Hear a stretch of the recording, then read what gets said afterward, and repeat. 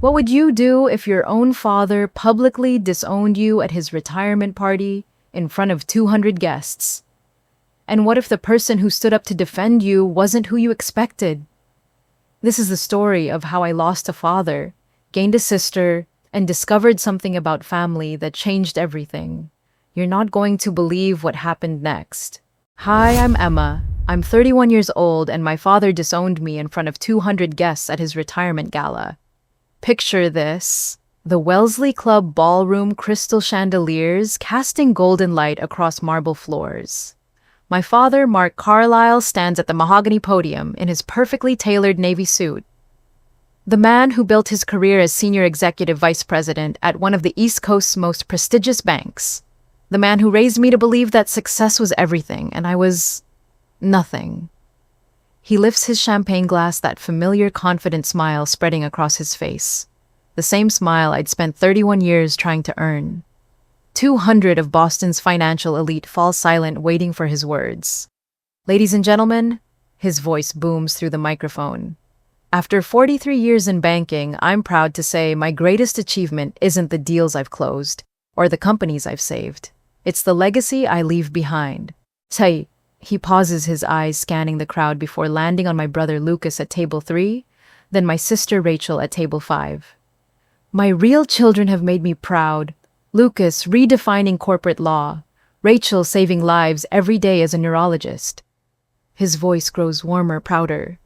Then his gaze finds me at table 12, way in the back, almost hidden behind a marble pillar. His smile doesn't falter, but his voice turns ice cold. Emma, you may leave now. The ballroom goes dead silent. You could hear a pin drop on that marble floor. 200 faces turn toward me like I'm some kind of spectacle. My heart stops. Actually stops. For a moment I can't breathe, can't move, can't think. The humiliation hits me like a physical blow. But then something unexpected happens. Someone stands up. Not me. I'm still frozen in my chair like a deer in headlights. It's David. My boyfriend David, the quiet musician who hates public speaking, who gets nervous ordering pizza over the phone. He's standing up calm as anything, reaching for his water glass. Before I tell you what happened next, and trust me, you're not going to believe what my father didn't know about the woman he just threw out. Let me know where you're watching from in the comments below. And if you want to hear more stories like this one, hit that subscribe button, because this is just the beginning. But to understand what happened in that ballroom, you need to know how I got there. How a father could look at his own daughter and decide she didn't deserve to exist in his world. Because this story didn't start that night. It started 31 years ago in a house where love was conditional and approval had to be earned. I grew up in Westport, Connecticut, in one of those picture-perfect colonial houses that looked like it belonged on a Christmas card. White picket fence, manicured lawns, 2-car garage, the whole American dream package. My father had worked his way up from nothing to become senior executive vice president at Hartford Financial, one of the most prestigious banks on the East Coast.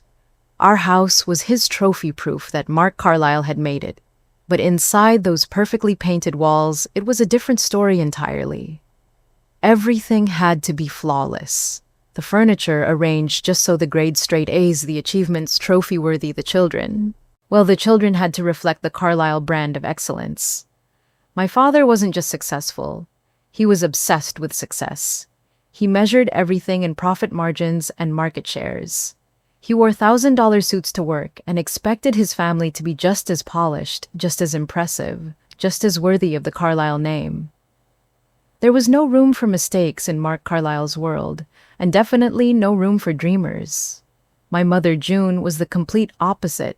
She was this gentle soul who taught piano lessons in our living room, her soft voice floating through the house as she guided her students through scales and sonatas. She had these delicate hands that could make a piano sing, and she'd play Chopin nocturnes in the evenings when she thought no one was listening. But I was always listening. I'd sit on the stairs hidden from view, just soaking in the only warmth that existed in our cold, perfect house. Mom understood beauty for beauty's sake, art for art's sake, for art's. She saw me in ways my father never could. When cancer took her away during my sophomore year of college, it felt like all the color drained out of my world.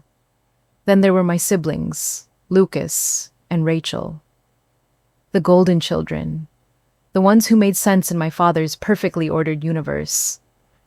Lucas, 3 years older than me, was everything Dad had ever wanted in a son.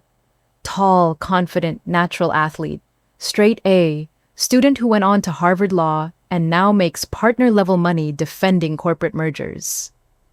He had this effortless charm that could win over any room, the kind of magnetic personality that screamed, "Future CEO." Dad would beam with pride whenever Lucas walked into a room, introducing him to colleagues and business partners, like he was showing off a prized possession. Rachel, 2 years younger, was the medical prodigy. Valedictorian, early admission to Johns Hopkins, now a neurologist at Hartford Hospital, saving lives and collecting medical awards like other people collect coffee mugs.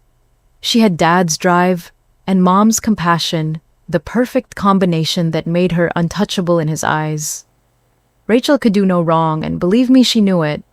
And then there was me, Emma, the middle child, the dreamer, the one who saw the world in light and shadow instead of profit and loss. While Lucas was quarterbacking the high school football team and Rachel was winning science fairs, I was holed up in the basement I'd converted into a makeshift darkroom, developing black and white photographs and falling in love with the magic of capturing a moment in time. I was emotionally sensitive in a family that viewed feelings as weakness. I was creative in a house that only valued commerce. I cried at movies, got excited about sunsets, and spent hours photographing strangers in downtown Hartford because their faces told stories that fascinated me.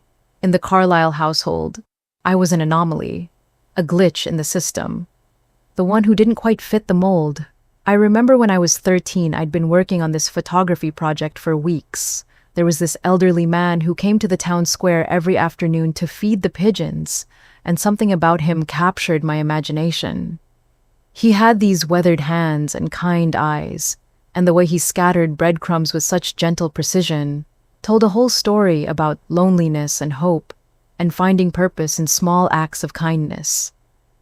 I must have taken 50 photographs of him, experimenting with different angles and lighting, trying to capture not just his image, but his essence. Finally, I got the shot. This perfect black and white photograph where the afternoon light caught his hands, mid-gesture pigeons, gathered at his feet, his face reflecting decades of stories I could only imagine. I entered it into our school's annual art contest, and when they announced the winners, I heard my name called for first place. First place, I was so excited I could barely contain myself. For once, I thought maybe Dad would see that I had something valuable to offer. Maybe he'd understand that what I was doing wasn't just a hobby or a phase, but something real, something meaningful. I ran home with that blue ribbon clutched in my sweaty 13-year-old hand, my heart pounding with anticipation. I burst through the door of his study where he was reviewing quarterly reports, the same reports that always seemed more important than anything his children had to say. Dad, look, I won. My photograph won first place in the school art contest. He barely looked up from his papers. When he finally did raise his eyes, they swept over my blue ribbon with the same expression he'd used to examine junk mail. No smile, no congratulations, no pride, just this flat, dismissive look that made my stomach drop. "Art isn't a career, Emma," he said, his voice completely devoid of emotion. "It's a phase. You'll grow out of it." Then he went back to his reports like I wasn't even there. Like my moment of triumph, my small victory was just noise interrupting his important work. I stood there for what felt like forever, holding that ribbon, waiting for him to look up again, to maybe ask to see the photograph, to show even the tiniest bit of interest in something that meant the world to me.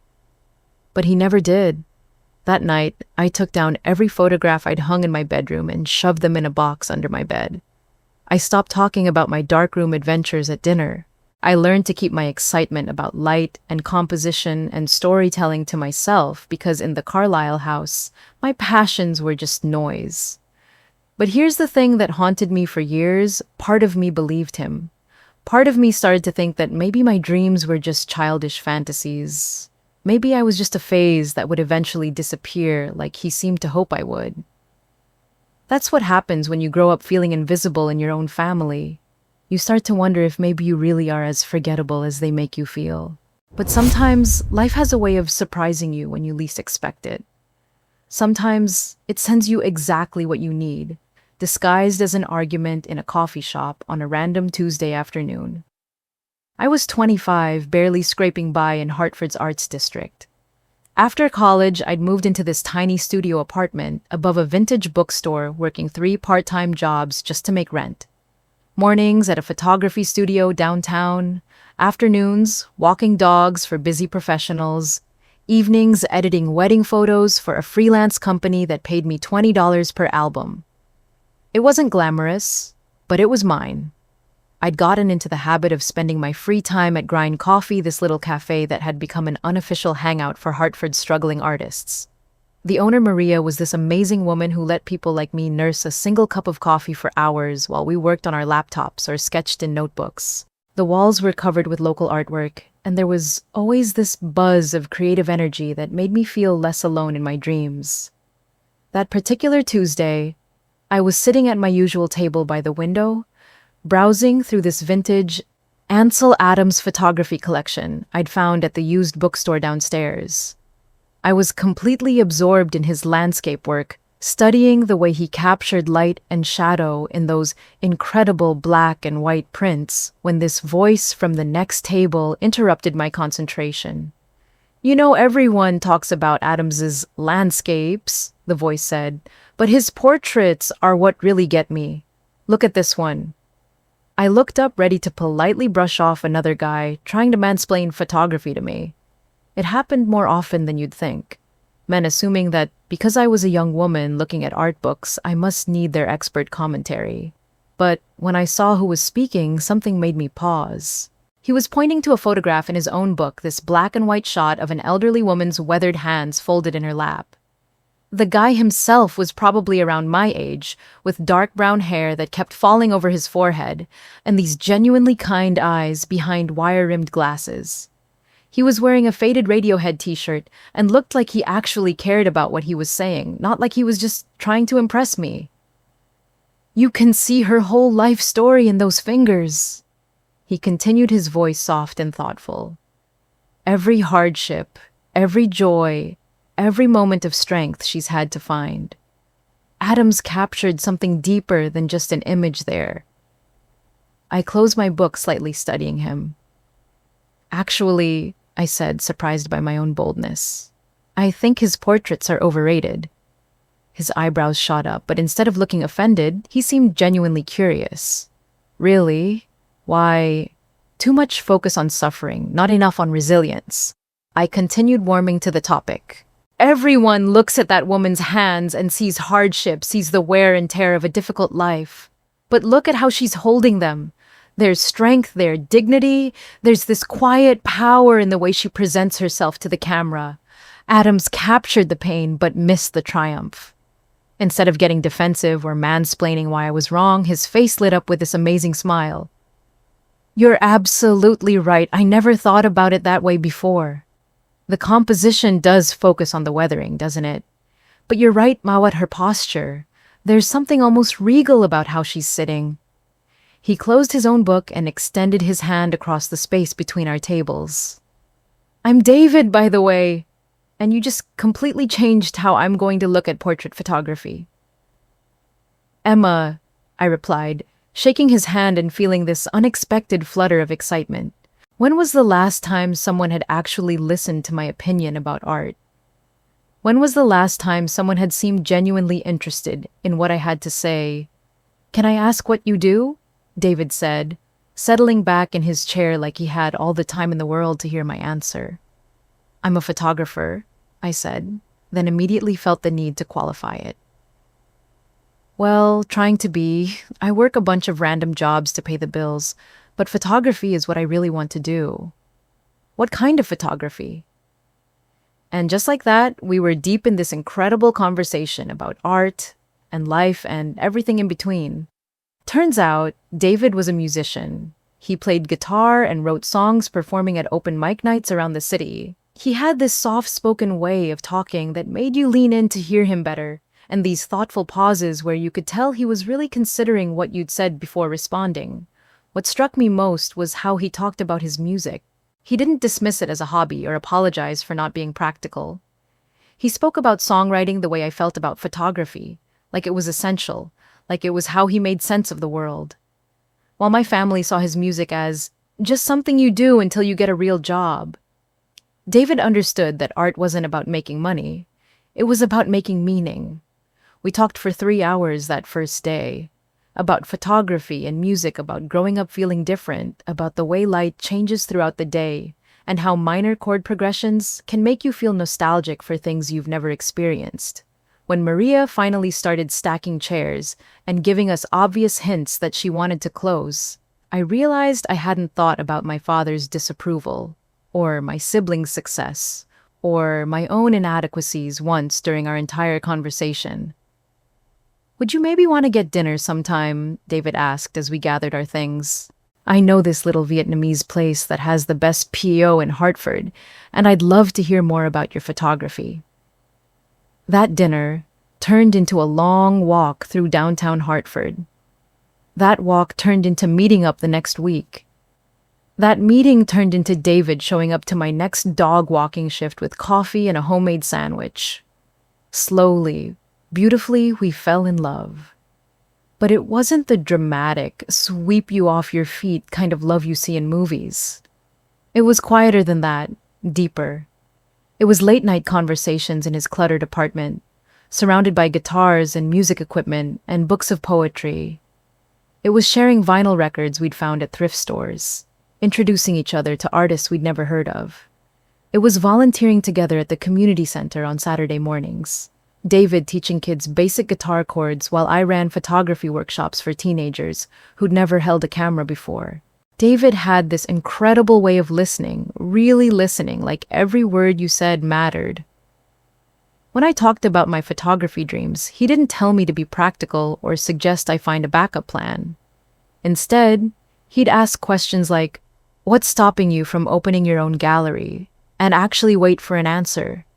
He'd say things like, "Have you ever thought about applying for arts grants?"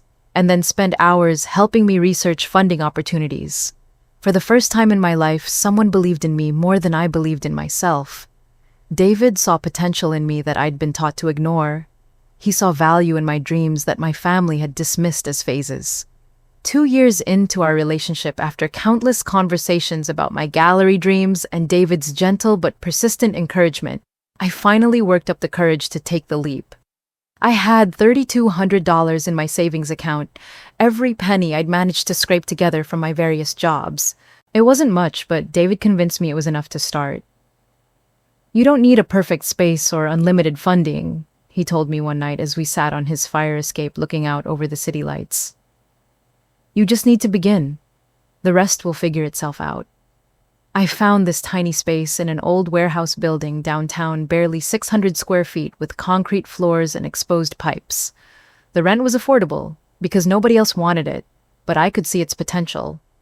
With David's help, we spent weekends painting walls, building basic display systems from lumber we bought at Home Depot, and turning that raw space into something beautiful. I called it the Lens Project. My mission was simple: give marginalized artists a platform to tell their stories through photography. Kids from the inner city, elderly immigrants, homeless veterans, people whose voices never made it into the fancy galleries uptown. I wanted to create a space where art wasn't about prestige or profit, but about human connection and authentic storytelling. Those early days were brutal. I was working 4 different jobs: barista at a downtown coffee shop, dog walker for wealthy families in West Hartford, freelance photo editor for wedding photographers, and weekend vendor at the farmer's market selling prints of my own work.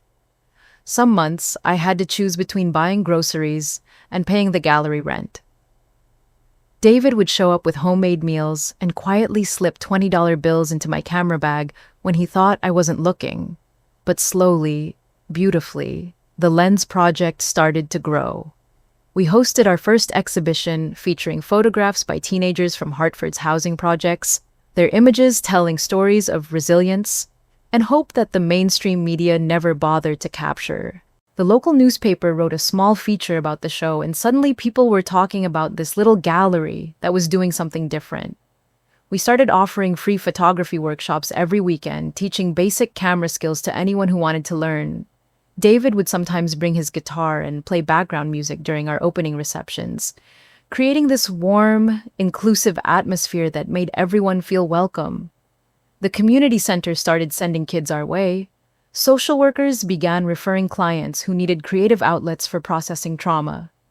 Word spread, slowly, but steadily. We got a grant from the city's Arts Council. A local foundation offered funding for our youth programs. Hartford Magazine featured us in their annual Hidden Gems issue. We were actually making a difference, creating a space where people who'd been overlooked by society could see their stories valued and celebrated. But through all of this, through every small success and every glowing review, through every kid who discovered they had artistic talent and every elderly immigrant who finally had a platform to share their story, my father never once visited the gallery. Not once. I would send him carefully crafted invitations to our exhibitions, printed on nice cardstock with professional photos of the featured artwork. I would call him and tell him about the homeless veteran whose war photography was bringing audiences to tears, or the teenage girl whose portraits of her grandmother were getting attention from art collectors. I would mention the positive press coverage, the grants we were receiving, the lives we were changing. His response was always the same. "That's nice, honey. When you're ready to do something serious with your life, we can talk." Something serious. As if giving voice to the voiceless wasn't serious. As if creating opportunities for people who'd been forgotten by society wasn't meaningful. As if building something from nothing with your own hands and heart wasn't worthy of respect. But I kept hoping. I kept believing that maybe if I just worked hard enough, if the gallery just got successful enough, if I could just prove that art could matter in measurable ways, he might finally see me. Finally be proud. As the years passed, though, I started to realize something painful. My father wasn't waiting for me to succeed. He was waiting for me to give up and become someone else entirely. Someone who fit his definition of valuable. Someone who looked like Lucas or Rachel. Someone who wasn't me. Then, 3 months ago, the invitation arrived. I was sorting through the usual pile of bills and junk mail when I saw it. Heavy cream cardstock that probably cost more than I spent on groceries in a week. The moment I saw the return address embossed in gold lettering, my stomach dropped. "You are cordially invited to celebrate the retirement of Mark Carlisle," in elegant script, followed by details about his farewell gala at the Wellesley Club, Boston's most exclusive venue. Black tie required. RSVP by a date that was already 2 weeks past. I stared at that invitation for what felt like forever, turning it over in my hands, like it might suddenly transform into something less complicated. The Wellesley Club. The place where Boston's financial elite went to make deals that shaped entire industries. The place my father had been trying to get into for his entire career. And now they were hosting his retirement party there. This wasn't just any goodbye party. This was Mark Carlisle's coronation, his final victory lap after 4 decades of climbing the ladder of financial success. And somehow, I'd made the guest list. David found me sitting on our kitchen floor at 10 o'clock that night, still holding the invitation, still trying to process what it meant. "We don't have to go," he said immediately, crouching down beside me and reading the invitation over my shoulder. His voice was gentle but firm. "You know that, right? We can stay home, order pizza from that Vietnamese place. You like binge watch something terrible on Netflix and pretend this never happened." But I couldn't let it go. 6 years of running the Lens Project, 6 years of small victories and quiet successes, 6 years of building something meaningful from nothing. 6 years of hoping that maybe eventually my father would see what I'd accomplished, and understand that there were different ways to measure success. Maybe this time he'll finally see me, I whispered, voicing the hope I'd been carrying for 31 years. David's face told me he didn't think so, but he squeezed my hand anyway. Then we go, together. But Emma, I need you to promise me something. What? Promise me you won't let him make you feel small again. You've built something incredible. You've changed lives. You've proven that art can matter, that compassion can create real change in the world. You matter whether he sees it or not. I nodded, but deep down I was still that 13-year-old girl with the blue ribbon, hoping her father might finally be proud. The weeks leading up to the gala were torture. I kept imagining different scenarios. Maybe he'd introduce me to his colleagues. Maybe he'd mention the gallery. Maybe he'd finally acknowledge that I'd found my own way to make a difference in the world. I researched the Wellesley Club online, looking at photos of their marble ballrooms and crystal chandeliers, trying to picture myself in that world. The night of the gala, I spent 2 hours getting ready. I'd bought a dress I couldn't afford. This simple black number from a boutique downtown that made me feel elegant instead of invisible. It was the kind of dress that could hold its own in a room full of designer gowns, classic and timeless, without trying to compete with the kind of money I'd never have. I did my makeup 3 times, styled my hair twice, and changed my shoes 4 times because I couldn't decide if I wanted to look successful or approachable. Should I go for the professional businesswoman look that might impress my father's colleagues, or the artistic creative that felt more authentic to who I really was? David looked incredible in his one good suit, the navy one he'd worn to every important event since college. He'd gotten his hair cut that afternoon and was wearing the tie I'd bought him for his last birthday, deep blue silk that brought out his eyes. As we stood in front of our bathroom mirror adjusting collars and smoothing wrinkles, I realized we looked like we belonged at an event like this. We looked successful, put together, worthy of respect. "You ready for this?" David asked, straightening my necklace with gentle fingers.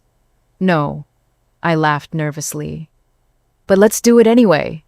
The drive to Boston felt like the longest hour of my life. David played soft jazz and held my hand while I stared out the window, watching the familiar streets of Hartford give way to the highways that led to my father's world. My palms were sweating despite the air conditioning, and my stomach was doing gymnastics routines that would have impressed Olympic judges. "What if this is a mistake?" I asked as we got closer to the city. "What if he seats us in the back corner and pretends we don't exist?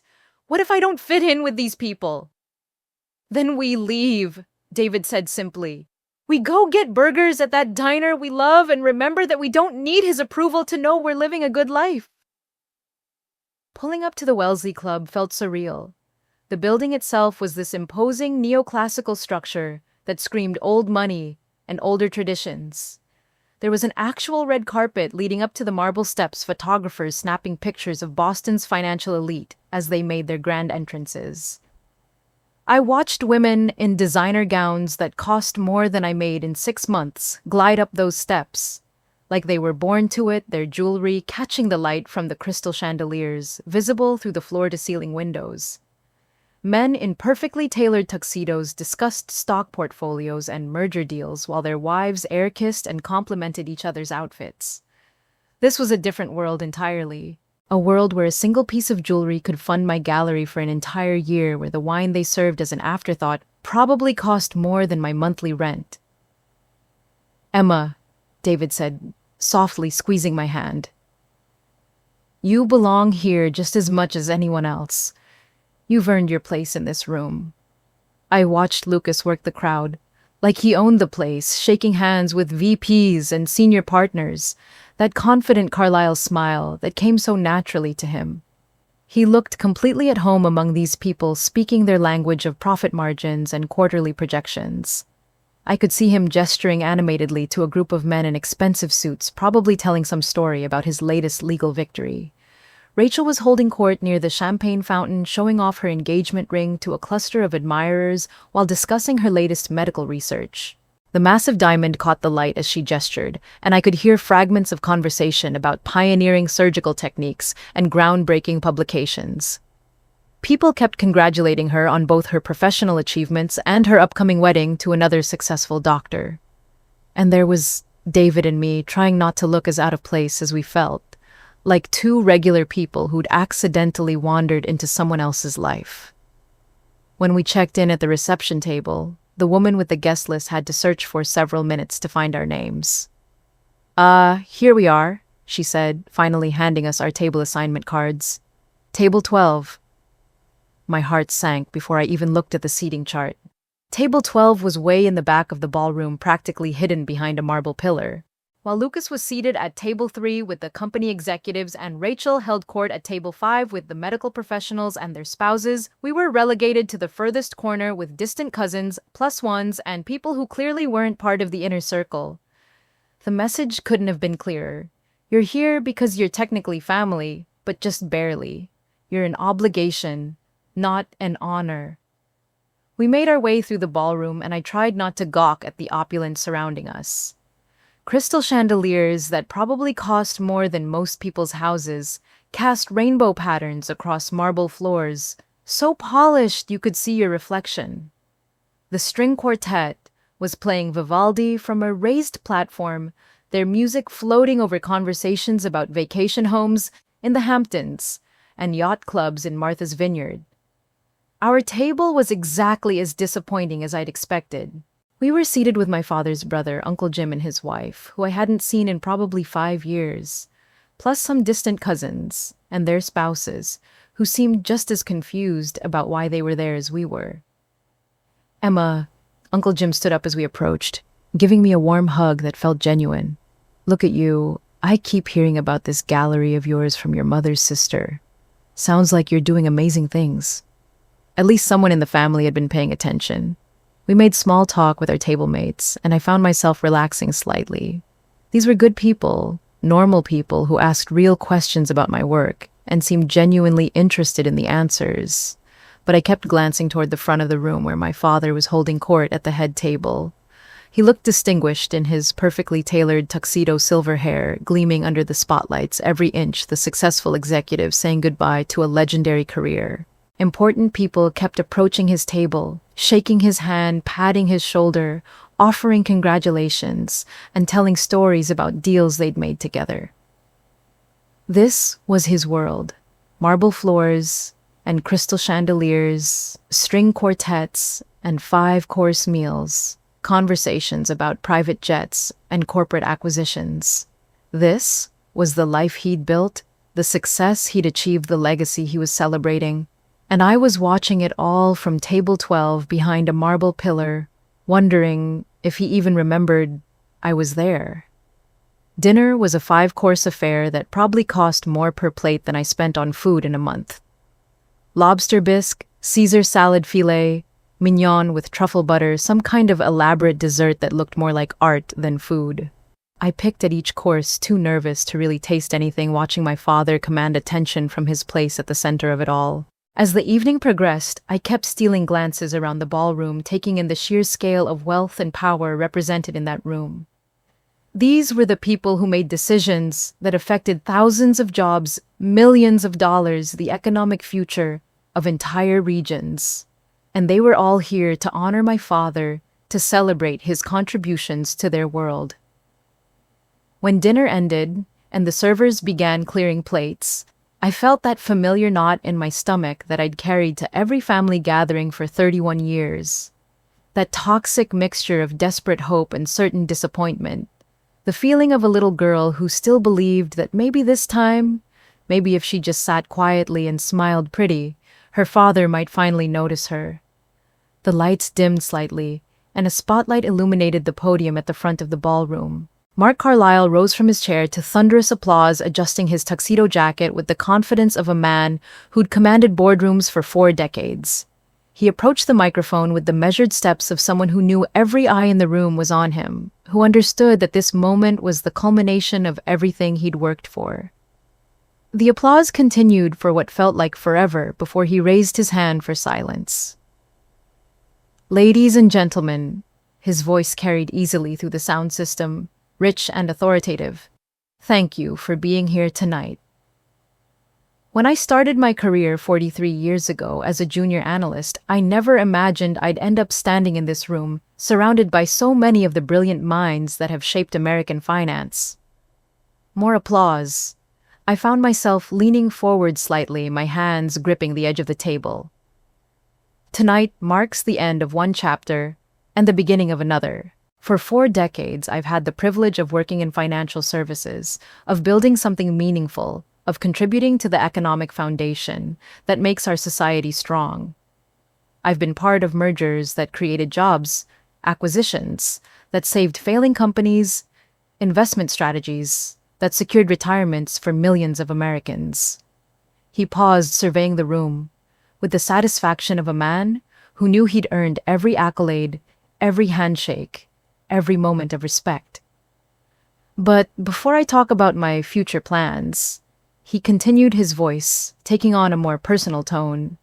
I want to talk about legacy, because at the end of the day, the deals we make and the profits we generate, those are just numbers on a balance sheet. They're important, yes, but they're not everything. My heart started racing. This was it. This was the moment I'd been waiting for my entire life. Real legacy is about the people we raise, the values we instill, the next generation we prepare to carry on meaningful work. It's about passing on not just financial success, but the character and integrity that make that success worthwhile. He gestured toward Lucas, who stood graciously at table 3, looking every inch the successful attorney in his perfectly fitted tuxedo. My son, Lucas, has redefined corporate law in this state. He's handled mergers and acquisitions that have saved thousands of jobs, shaped the future of American business, and established himself as one of the most respected attorneys in New England. He understands what it means to build something that lasts, to contribute to society in ways that matter. The applause was thunderous. Lucas nodded graciously, that golden boy smile lighting up his face as colleagues and clients stood to honor him. I found myself clapping, too genuinely proud of my brother despite everything, but feeling my stomach tighten with anticipation. My daughter, Rachel, Mark continued, his voice growing even warmer with paternal pride, is saving lives every single day as one of Hartford Hospital's top neurologists. She's pioneering treatments for brain trauma that give families hope when everything seems hopeless. She's published research that's being used in medical schools across the country, training the next generation of doctors to push the boundaries of what's possible. More applause, longer this time. Rachel dabbed at her eyes with her napkin, clearly moved by the public recognition. I could see her fiancé beaming with pride, his hand on her shoulder as she acknowledged the crowd's appreciation. Several people at nearby tables were nodding approvingly, clearly familiar with her work. She represents everything a father could hope for in a daughter, Mark continued. Intelligence, compassion, dedication to something larger than herself.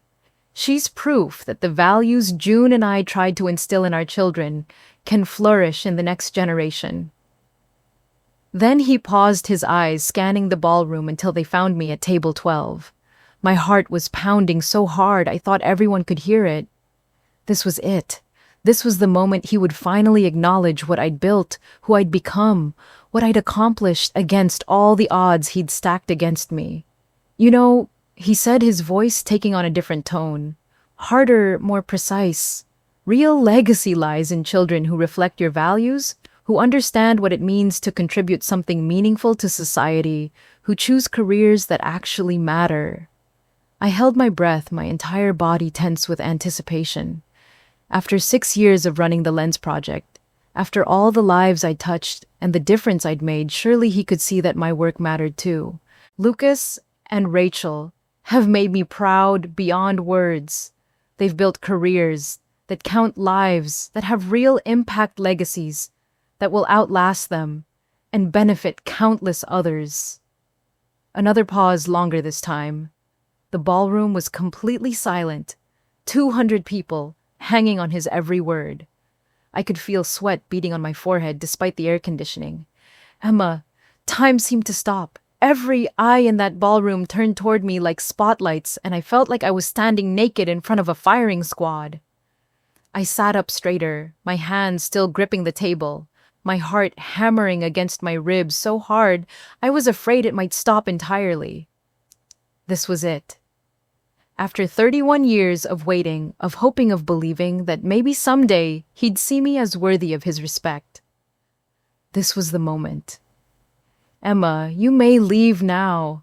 The words hit me like a physical blow to the chest. For a moment, I thought I'd misheard him. Thought maybe my anxiety had distorted his words into something impossible. Something so cruel that no father could actually say it to his own daughter in front of 200 witnesses. But the gasps echoing through the ballroom confirmed what had just happened. The shocked expressions on people's faces, the way conversations immediately stopped mid-sentence, the horrified silence that fell over the room like a heavy blanket. It all told me that I'd heard correctly. My own father had just publicly disowned me at his retirement gala. Someone dropped a fork, the metallic clatter echoing through the marble space. A woman at table 6 audibly gasped, her hand flying to her mouth. The string quartet faltered for half a beat before the violinist recovered and kept playing, though the music now sounded discordant and wrong. I stood up slowly, my legs shaking so badly I wasn't sure they'd support me. The blood rushed from my head so fast I thought I might faint right there in front of 200 of Boston's most powerful people. Every eye in that ballroom was on me, and I could feel their pity, their shock, their secondhand embarrassment burning into my skin like acid. My father just stood there at the podium waiting for me to leave, like I was a piece of broken furniture that no longer fit the decor of his perfect life. No explanation, no apology, no acknowledgement that he'd just humiliated his own daughter in the most public way possible. For 31 years' worth of swallowed hurt, for every ignored achievement and dismissed dream, for every time I'd made myself smaller, hoping he might finally make room for me, I had no words. Just this crushing, overwhelming silence that felt like drowning in front of 200 witnesses. This was supposed to be his legacy speech. This was supposed to be about the values he'd passed down the family he'd raised, the life he'd built. Instead, it was the moment he erased me completely. But then, David stood up. I'm telling you, in all the years I'd known him, David had never done anything like this. This was the man who got nervous, ordering pizza over the phone, who preferred to observe rather than perform, who chose his words carefully and spoke them softly. He was the guy who would rather slip out the back door than cause any kind of scene, who believed that actions spoke louder than words, and that quiet dignity was more powerful than grand gestures. But there he was, rising from his chair with this calm, controlled energy I'd never seen before. His face wasn't angry or emotional. It was determined, like he'd been preparing for this moment his entire life without knowing it. He reached for his water glass with steady hands and picked up his spoon. The soft ping, ping, ping of metal against crystal cut through the shocked murmur of conversations that had started rippling across the ballroom like ripples on a disturbed pond. The sound was quiet but insistent, purposeful. One by one, heads began to turn toward our table in the back. The string quartet stopped playing entirely this time, their instruments falling silent as the musicians looked around in confusion. Even my father, still standing at the podium with his mouth slightly open, went silent. David cleared his throat, and when he spoke, his voice carried clearly across the marble and crystal of that opulent ballroom. It wasn't loud, but it had this quality that made you want to listen, made you lean in closer. For those who don't know me, he began, his voice steady and sure. I'm David. I'm Emma's partner, and I'd like to propose a toast to someone who's been overlooked tonight. You could have heard a pin drop in that ballroom. 200 of Boston's most powerful people, all staring at this soft-spoken musician, in his one good suit, standing next to a marble pillar at table 12, like some kind of unlikely hero in a story no one saw coming. I wanted to disappear. I wanted to grab his arm and pull him back down into his chair before he embarrassed us both even more than we'd already been humiliated. But something in his voice, something in the way he stood there so confidently, so completely unintimidated by all that wealth and power, made me stay silent. Emma Carlyle, He continued, his voice growing stronger with each word. Runs the Lens Project, a photography gallery in Hartford's Arts District. Now that might not sound impressive to a room full of investment bankers and corporate lawyers, but let me tell you what Emma has actually accomplished in the 6 years since she opened her gallery with $3,200 and a dream. My father's face was starting to turn red, that familiar color that meant his anger was building to dangerous levels. But David wasn't done. He wasn't even close to done. The Lens Project has funded full college scholarships for 6 underprivileged students in the past 3 years alone. These aren't small scholarships. We're talking full tuition room and board books, everything these kids need to get the education they deserve but could never afford. Emma personally mentored each of these students, helped them with college applications, connected them with internship opportunities, and stayed in touch with them throughout their academic careers. I could see people around the room starting to sit up straighter, their expressions shifting from uncomfortable embarrassment to genuine interest. Emma runs free photography workshops every weekend for immigrant teenagers, teaching them not just technical skills, but how to tell their stories, how to document their experiences in a country that often tries to make them invisible. These kids are learning to see themselves as artists, as storytellers, as people whose voices matter. Some of them have gone on to win national photography competitions. Others have used their portfolios to get into art schools they never thought they could attend.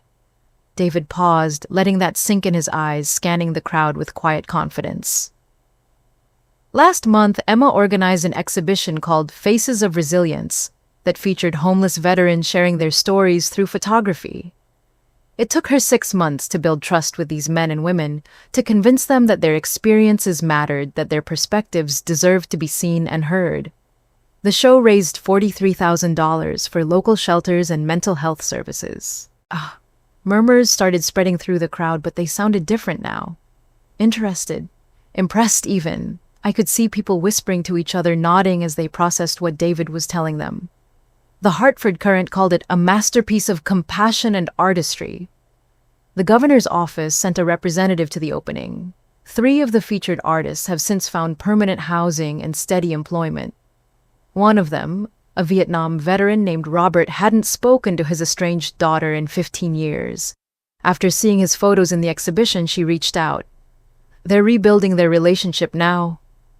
My father's red face had gone pale. He was gripping the sides of the podium so tightly his knuckles were white, but he seemed frozen, unable to interrupt or regain control of his own event. But you know what really shows Emma's character? David's voice grew even stronger, more confident. When her mother June was dying of cancer 12 years ago, Emma was the one who moved back home to care for her. She dropped out of her senior year of college, gave up her full photography scholarship to the Rhode Island School of Design, and spent 8 months in hospice care, making sure June never faced a single day alone. I saw Rachel's face go completely white across the room. She was staring at David like she'd seen a ghost, her hand frozen halfway to her mouth, her eyes wide with what looked like recognition and shame. Rachel couldn't take time off from medical school, of course. Too important for her career trajectory. Too much at stake to interrupt her studies for something as inconvenient as watching her mother die. Lucas was busy with his law degree at Harvard and couldn't be bothered with the messy reality of palliative care. The silence in that ballroom was deafening now. You could hear the soft whisper of expensive fabric as people shifted uncomfortably in their seats, the gentle clink of ice melting in abandoned cocktail glasses. But Emma held June's hand through every single chemotherapy session. She learned to administer morphine when the pain got too bad. She read mystery novels aloud when June couldn't sleep, played her favorite Chopin pieces on her phone during the long, dark hours when death felt too close. She researched experimental treatments that might buy them more time together, drove to appointments in Boston and New York, slept in hospital chairs for weeks at a time. David's voice was starting to carry real emotion now, though he kept it controlled, powerful. Emma was the one who helped June write letters to her grandchildren she'd never meet. She was the one who recorded June playing piano one last time, even though the arthritis made her fingers shake. She was the one who held her mother's hand when she took her last breath, whispering that it was okay to let go, that she'd been the best mother anyone could ask for. I felt tears starting to blur my vision. In 12 years, we had never talked about this. The family had never acknowledged what those 8 months had cost me, what I'd given up, what I'd sacrificed to make sure Mom didn't die alone and forgotten. David turned slightly his eyes, finding Lucas at table 3. My brother looked like he'd been physically slapped, his confident smile completely gone, his face pale and drawn. And Lucas, when you needed $15,000 for your first apartment security deposit, because your gambling debts had destroyed your credit rating, and no bank would give you a loan, who do you think gave it to you? Emma cashed out her entire college savings account, every penny she had earned working summers since she was 16. Photography assistant jobs, retail shifts, tutoring kids in her neighborhood. Money she was supposed to use for graduate school, for professional camera equipment, for building the life she'd dreamed of since she was 13 years old. Several of Lucas's colleagues were staring at him now, their expressions ranging from surprise to disgusted. I could see him shrinking into his chair, his golden boy confidence evaporating in real time. She never asked for it back, never even mentioned it again. When Lucas got his first job at that corporate law firm and started making 6 figures, did he offer to repay the money that had saved his career? Did he thank the sister who'd sacrificed her own future to bail him out of his mistakes? What do you think? David turned back to address the entire room, his voice ringing with quiet authority that commanded attention from every corner of that ballroom. Emma built something out of nothing. She took $3,200 and a dream and created a space where people who've been forgotten by society can tell their stories and find their voices. She's changed lives, saved lives, given hope to people who had none left. She's employed local artists who couldn't get gallery representation anywhere else. She's supported community organizations that serve the homeless, the elderly, immigrants, at-risk youth. He paused, scanning the faces in front of him, making sure his words were landing. The programs Emma created are being replicated in other cities across New England. Art therapy initiatives in Boston, photography workshops for refugees in Vermont, mentorship programs in Portland that pair professional artists with kids aging out of foster care. Her work is creating ripple effects that will outlast all of us. David's voice grew fiercer, more passionate. Force? She's been featured in American Photography magazine, invited to speak at conferences about community engagement through art, asked to consult on federal funding initiatives for arts education in underserved communities. The National Endowment for the Arts awarded her gallery a grant last year that will fund operations for the next 3 years. I could see people around the room starting to nod, to lean forward with genuine interest. Some were even taking out their phones, probably looking up the Lens Project website. If that's not real legacy, if building bridges instead of walls, if choosing compassion over competition, if proving that success isn't just measured in stock options and salary figures, but in the lives you touch and the love you share, if that's not worthy of respect and recognition, then I honestly don't know what is. Another pause, longer this time, letting his words settle over the room like a challenge. And real family. David looked directly at my father, his voice carrying the quiet authority of someone speaking an uncomfortable truth. Real family doesn't throw people out of rooms because they don't fit some narrow definition of success. Real family makes space at the table for everyone. Real family celebrates each other's victories, instead of demanding they all look exactly the same. He raised his water glass higher, his voice growing even stronger, more confident. So here's to Emma Carlisle, to the woman who chose love over profit, community over competition, healing over hurt, to someone who proves every single day that there are 1,000 different ways to build a meaningful life and that the most important currency isn't money, it's the difference you make in the world. David looked down at me, his eyes soft and proud, full of all the love and respect and recognition I'd spent 31 years hoping to see in my father's eyes. To the woman who taught me that the most beautiful photographs aren't of perfect landscapes or flawless models, but of imperfect people choosing to be brave, choosing to be kind, choosing to use their talents to make the world a little bit better than they found it. He paused one more time, his gaze sweeping across the entire ballroom. To Emma Carlyle, the best person I know. And then something incredible happened. Slowly, quietly, people started to clap. First, that elderly woman at table 8, her white-gloved hands coming together with quiet dignity. Then, a younger man near the front, nodding approvingly as he applauded. Then, a woman at table 6 who'd been taking notes on her phone throughout David's speech. Then more and more until the applause was rolling through that ballroom like thunder. People were standing up there clapping, growing louder and more enthusiastic. I could see genuine smiles on faces, hear people murmuring things like, incredible and inspiring, and why didn't we know about this?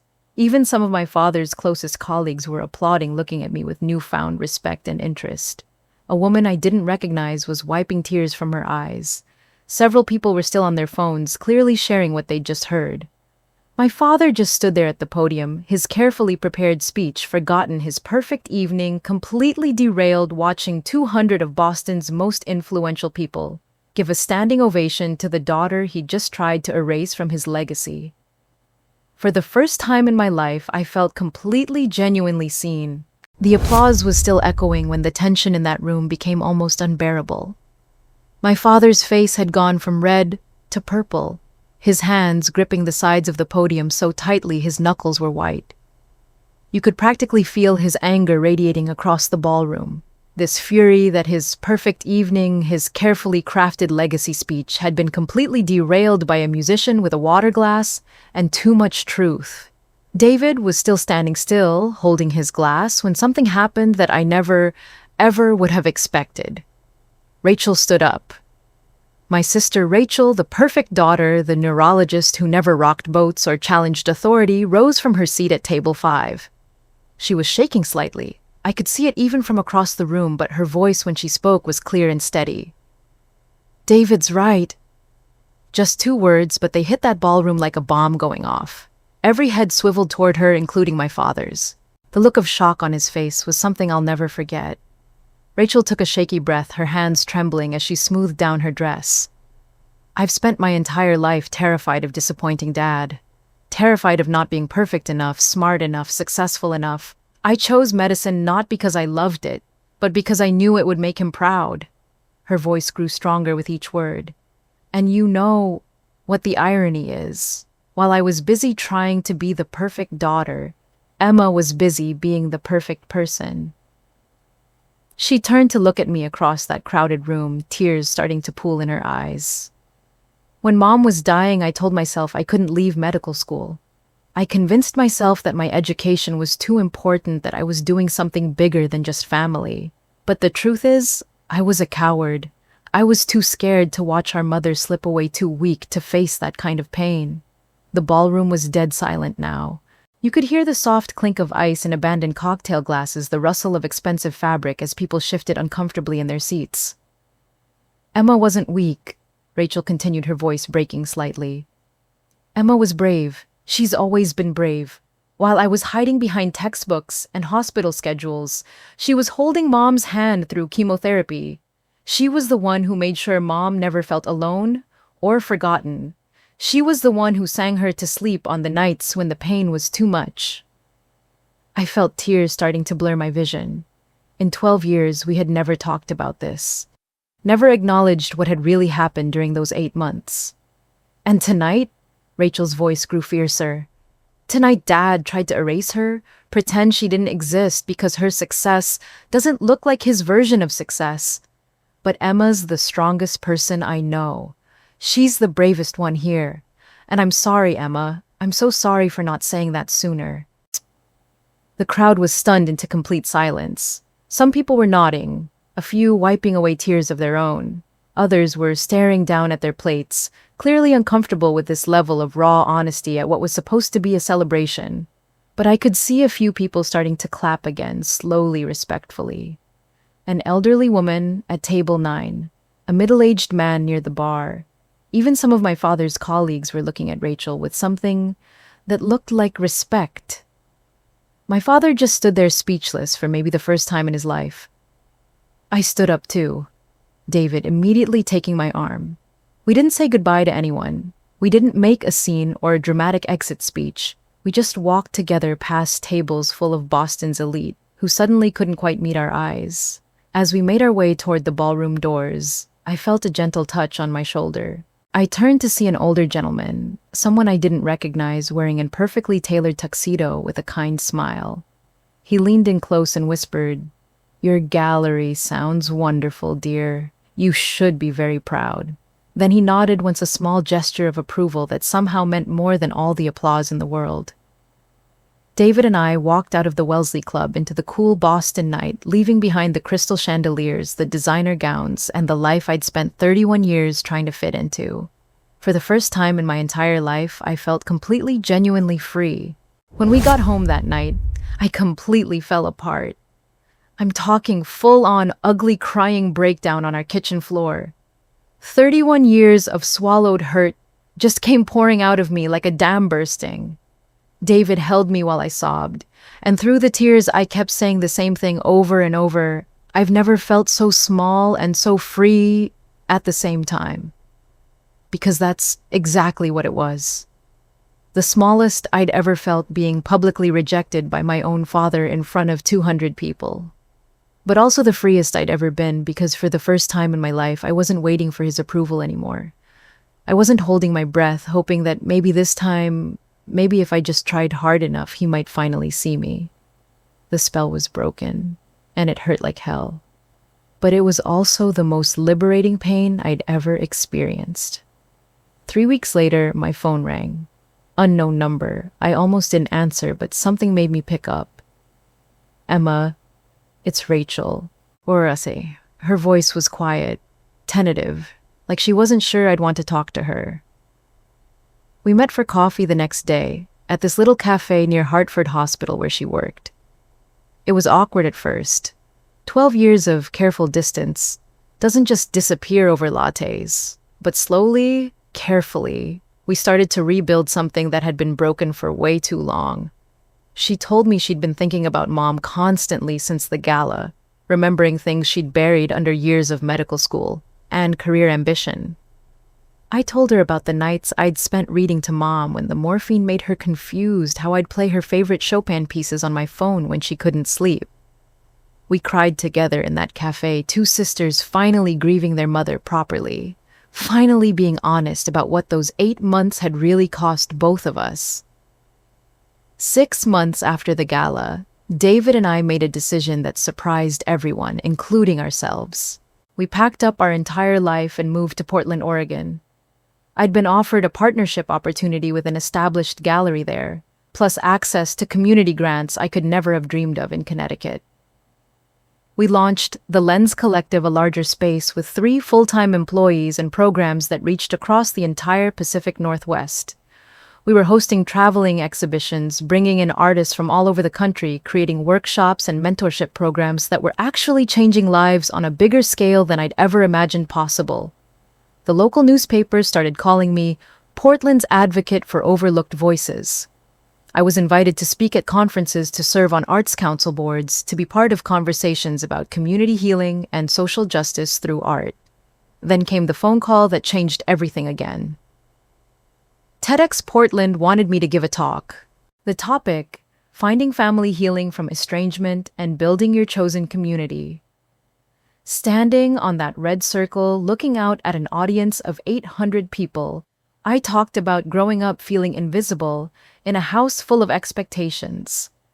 I talked about the difference between being related to someone and being family with them. I talked about how sometimes the people who love you best aren't the ones who share your DNA, but the ones who choose to show up for your dreams. The video of that talk has been viewed over 2 million times. I get emails from people all over the world, sharing their own stories of family estrangement, of choosing to build their own definitions of love and belonging. But you know, what moment really showed me how far I'd come? Last month, I was sitting in the nursery of our little craftsman house here in Portland, rocking my 3-month-old daughter, Lily. David was downstairs making dinner, and Rachel was visiting for the weekend. She was sitting in the chair next to me reading Goodnight Moon in that soft, gentle voice that reminded me so much of our mother. Lily was falling asleep in my arms, this perfect little person who will grow up knowing she's wanted exactly as she is.